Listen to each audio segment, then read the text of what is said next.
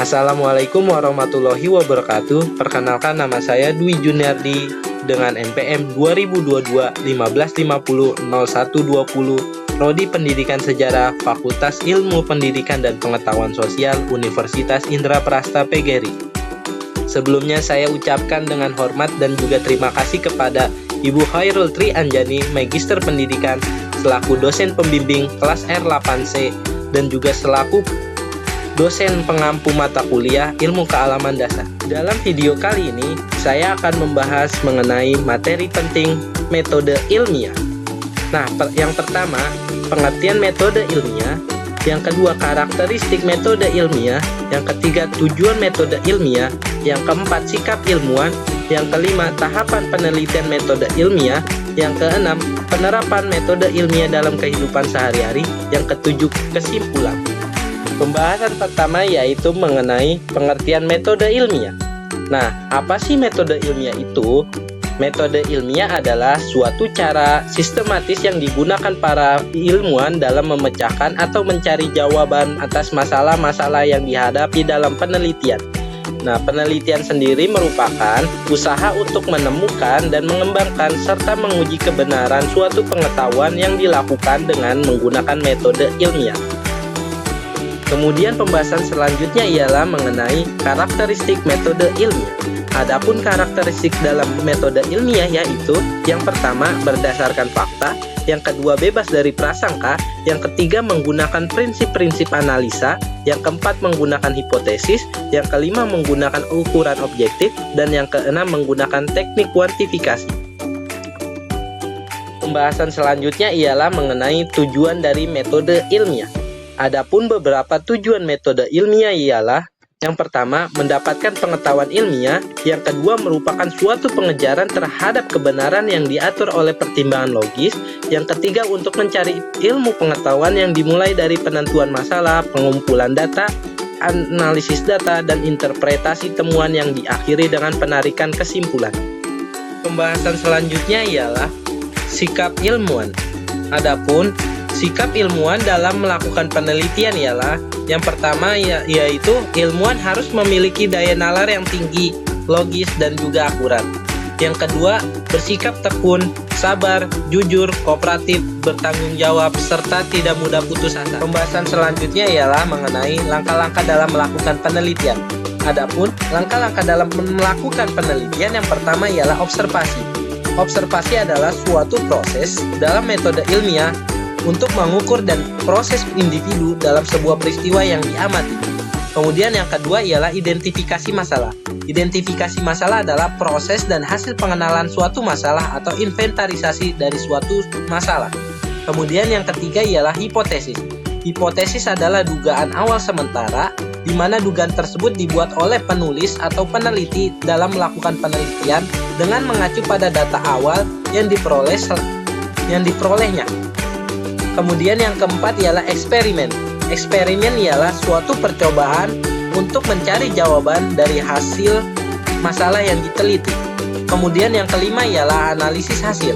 Analisis hasil adalah langkah yang ditempuh setelah data penelitian terkumpul, di mana dilakukan melalui tahapan atau identifikasi, yaitu pengelompokan serta mengidentifikasi masalah secara jelas. Kemudian yang keenam ialah penarikan kesimpulan. Penarikan kesimpulan dalam penelitian adalah suatu bagian akhir pada penelitian yang berguna untuk menyajikan sesuatu yang disingkat dan menggambarkan penutupan tentang penelitian tersebut. Kemudian yang terakhir ialah publikasi hasil. Publikasi hasil bertujuan menginformasikan hasil penelitian atau temuan dari seorang peneliti ke orang lain sehingga dapat bermanfaat secara umum. Pembahasan selanjutnya ialah mengenai bagaimana metode ilmiah bisa diterapkan dalam kehidupan kita sehari-hari. Untuk itu, simak penjelasannya berikut ini. Kamu mungkin pernah menanyakan hal sesuatu seperti kenapa ya burung bisa terbang, kenapa bulan hanya muncul di malam hari, atau kenapa apel bisa jatuh dari pohonnya. Nah, dari penasaran tersebut akhirnya menghasilkan suatu pertanyaan dan pastinya akan dicari jawabannya olehmu. Nah, pencarian jawaban tersebut dapat dilakukan dengan metode ilmiah. Dari situlah kalian sebenarnya sudah berpikir kritis dan akhirnya kalian bisa menerapkan metode ilmiah di kehidupan sehari-hari. Metode ilmiah ialah langkah-langkah yang teratur dan sistematis untuk menyelesaikan suatu masalah berdasarkan ilmu pengetahuan. Metode ilmiah tidak hanya bisa menjawab rasa penasaran kamu, tapi juga bisa digunakan untuk menyelesaikan berbagai permasalahan yang ada di sekitar kita sehari-hari. Para ilmuwan dan peneliti menerapkan metode ilmiah untuk menemukan solusi dari setiap masalah yang mereka hadapi. Hasilnya, beragam penemuan luar biasa yang sangat bermanfaat bagi kehidupan kita semua. Misalnya, Albert Einstein yang menemukan rumus relativitas yaitu E sama dengan MC pangkat 2. Kemudian Thomas Alva Edison yang menemukan bola lampu. Kemudian Isaac Newton yang menemukan teori gravitasi bumi dari pengamatannya saat apel jatuh di atas kepalanya. Ada 6 langkah dalam menerapkan metode ilmiah. Yang pertama, observasi. Observasi adalah tahapan di mana mengamati untuk menemukan hal yang menarik ataupun suatu permasalahan. Semua dimulai dari pengamatan. Nah, hari ini kita mau lihat langsung bagaimana metode ilmiah bekerja di dapur kita sehari-hari. Tepatnya yaitu telur asin. Kita sering makan telur asin atau bahkan melihat telur asin sebagai pelengkap makanan seperti di soto, nasi uduk, dan lainnya. Nah, ternyata di balik telur asin yang enak dan awet ini ada proses ilmiah yang menarik. Kita melihat bahwa telur biasa yang cepat membusuk, tetapi kalau diberi garam atau direndam garam bisa bertahan lama dan rasanya jadi asin. Lalu muncul pertanyaan, kenapa ya telur asin bisa asin? Padahal kan dari telur bebek juga. Lalu, mengapa garam bisa membuat telur terasa asin dan awet? Apa ya? Setelah muncul pertanyaan dari dalam pikiran kamu pasti akan mencoba memikirkan jawabannya sendiri. Nah, jawaban ini belum tentu benar, tapi kamu yakin itu adalah jawaban benar. Jawaban yang kamu miliki disebut sebagai hipotesis, yaitu jawaban sementara atas sebuah pertanyaan. Jawaban sementara tersebut yang kamu punya bisa berasal dari logika berpikir ataupun informasi yang sebelumnya sudah kamu miliki. Hipotesis dalam kasus telur asin ini ialah kamu memikirkan bahwasannya mungkin karena ada kandungan garamnya kali ya, sehingga telur asin menjadi asin. Tapi kan cangkangnya telur masih utuh, belum terbuka.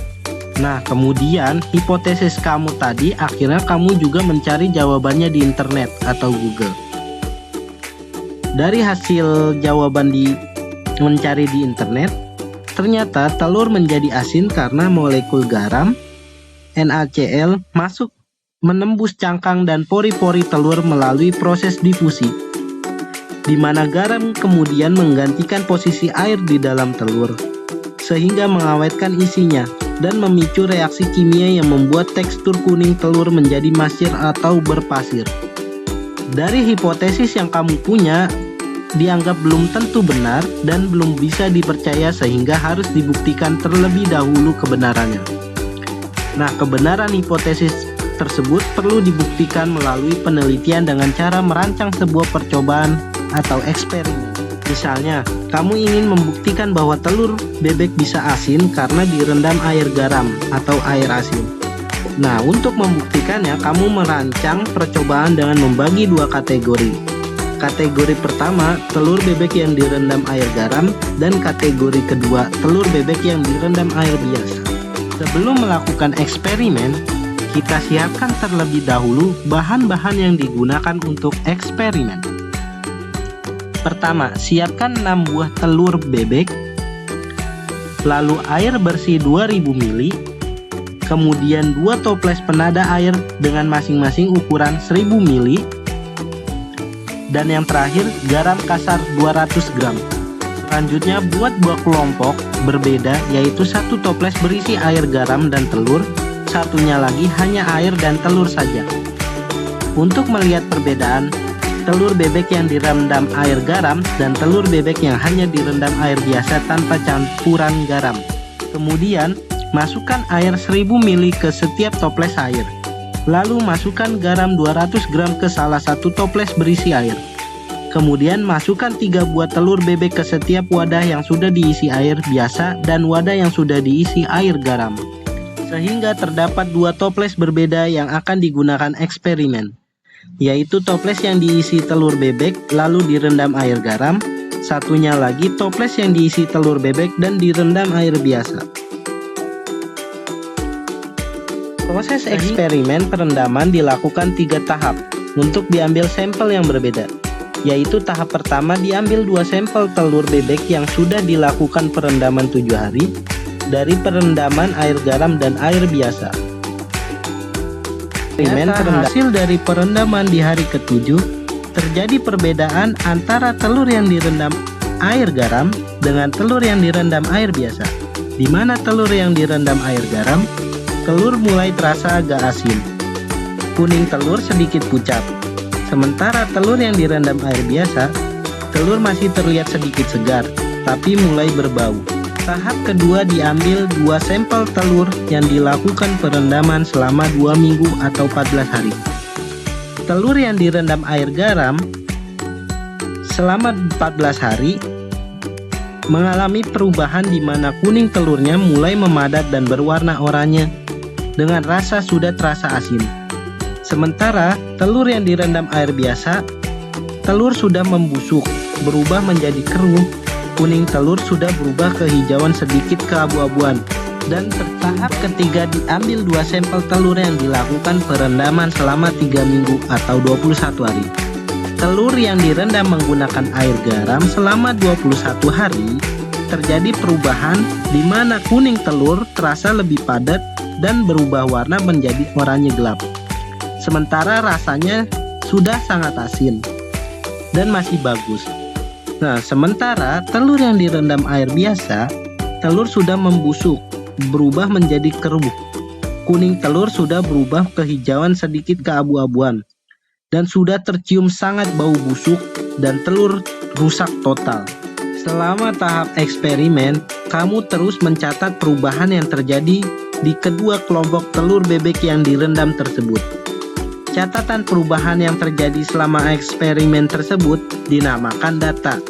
Data yang sudah didapatkan bisa dijadikan kesimpulan. Misalnya, data di hari pertama eksperimen diambil sampel 1 buah telur yang direndam air biasa dan direndam air garam.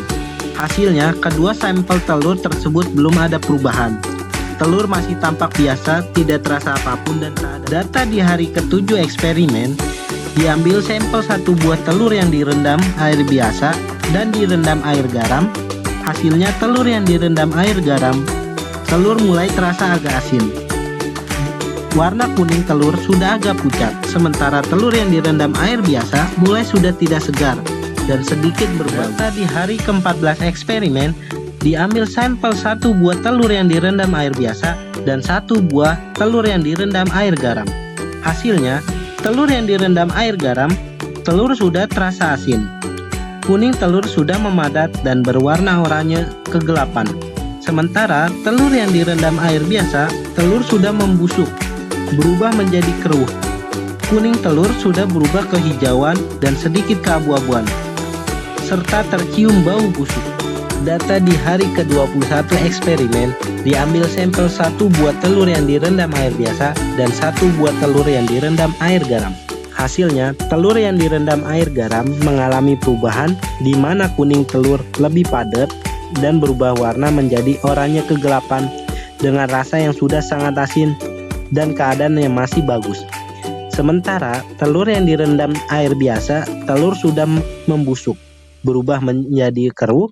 Kuning telur sudah berubah kehijauan sedikit keabu-abuan dan sudah tercium sangat bau busuk dan telur rusak. Dari berbagai penelitian dan artikel ilmiah, ternyata inilah yang terjadi di balik telur asin, di mana garam bekerja melalui beberapa proses ilmiah yang sangat keren. Pertama, terjadi proses osmosis, yaitu di mana air di dalam telur terus bergerak keluar menuju larutan garam yang lebih pekat. Kedua, terjadilah dehidrasi, sehingga kadar air di dalam telur terus turun sehingga mikroba sulit hidup dan berkembang biak. Selain itu, garam juga menyebabkan denaturasi protein, yaitu mengubah struktur protein di dalam telur. Makanya, kuning telurnya jadi lebih padat, kenyal, dan warnanya semakin oranye cantik. Terakhir, ada efek antimikroba, di mana konsentrasi garam yang tinggi di atas 10-15% mampu menghambat pertumbuhan bakteri berbahaya seperti Salmonella dan E. coli. Sebaliknya, pada telur yang direndam air biasa, tidak ada proses osmosis yang kuat. Kadar air tetap tinggi dan protein tidak berubah, sehingga bakteri justru mudah berkembang biak. Makanya, telurnya cepat busuk dan tidak aman dikonsumsi. Setelah mendapatkan data dari hasil eksperimen yang kamu lakukan, kamu pasti akan menyimpulkan bahwa ternyata telur asin bisa asin karena proses pembuatannya. Telur asin merupakan aplikasi nyata dari prinsip osmosis, di mana pengawetan dengan pengurangan aktivitas air, serta penghambatan mikroba. Semakin tinggi konsentrasi garam dan semakin lama perendamannya, semakin asin dan awet telurnya. Nah, sementara telur yang tidak direndam dengan air garam, tidak terjadi pengawetan sehingga telur menjadi busuk. Karena hasil data eksperimen dan hipotesis yang kamu dapatkan sama, maka hipotesis yang kamu dapatkan sebelum eksperimen dapat dikatakan benar dan sudah bisa dipercaya. Dari pembahasan yang saya jelaskan tadi, kesimpulannya ialah metode ilmiah adalah pendekatan sistematis untuk memperoleh pengetahuan yang valid dan dapat diuji dengan mengutamakan fakta, objektivitas, serta analisis data dan pengujian hipotesis untuk menemukan kesimpulan yang dapat dipercaya. Kemudian, melalui pembuatan telur asin tadi, kita dapat melihat bahwa metode ilmiah bukan hanya dipakai di laboratorium saja, tetapi juga dapat bermanfaat dalam kehidupan kita sehari-hari. Metode ilmiah bisa kita gunakan setiap hari di rumah untuk memahami dan menyelesaikan berbagai masalah di sekitar. Setelah menyimak penjelasan tadi, ilmu pengetahuan kita tentang metode ilmiah dapat bertambah loh. Selanjutnya, kalian bisa mencari lagi sumber-sumber lain untuk memperluas pengetahuan kalian tentang metode. Semoga apa yang saya jelaskan tadi dapat bermanfaat untuk kita semua. Saya ucapkan terima kasih telah menonton video ini. Kurang lebihnya mohon maaf. Wabillahi taufiq wal hidayah. Wassalamualaikum warahmatullahi wabarakatuh.